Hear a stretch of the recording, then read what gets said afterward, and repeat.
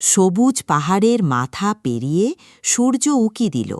ঘুম ঘুম পৃথিবীটা জেগে উঠল। ছোট্ট মেয়ে লিমা হাতে একটা ছোট্ট ঢোল হাঁটছে এক সুন্দর বাঁশবনের ভেতর দিয়ে। হঠাৎই ঘাসের ফাঁক থেকে একটা ছোট্ট সবুজ খরগোশ তুলোর মতো নরম লেজ দুলিয়ে মাথা বের করে তাকালো। হ্যালো, আমি টুকি, সে চঞ্চল গলায় বলল। আমি সঙ্গীত খুব ভালোবাসি। এই সময় উজ্জ্বল হলুদ শাড়ি পরা এক ক্ষুদে পরী আকাশ থেকে ফড়িংয়ের মতো ভেসে নামল।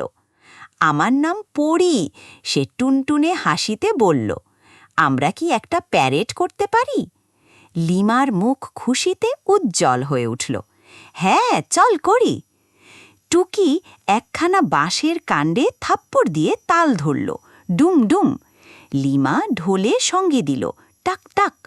পরী তার জাদুর ছড়ি নেড়ে দিল। চারদিকে তারার ধুলোর মতো ঝিকমিকি ছুটল।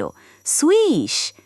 জোনাকিরা খুদে প্যারেড লাইটের মতো টিপ টিপ জ্বলে উঠল, আর রঙিন প্রজাপতিরা সার বেঁধে নাচতে লাগল। বাঁশপাতা দু হাতে তালি দিচ্ছে যেন। ছপ ছপ শব্দে কাছে থাকা পুকুরটাও মৃদু দোল খেলল। এমনকি এক টিয়ে পাখিও এসে খুশিতে শীষ দিল।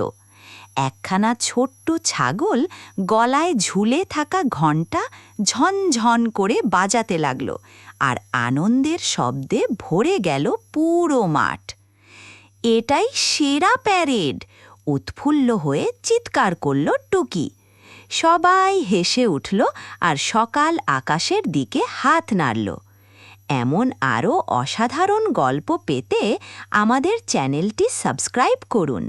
দেখার জন্য ধন্যবাদ।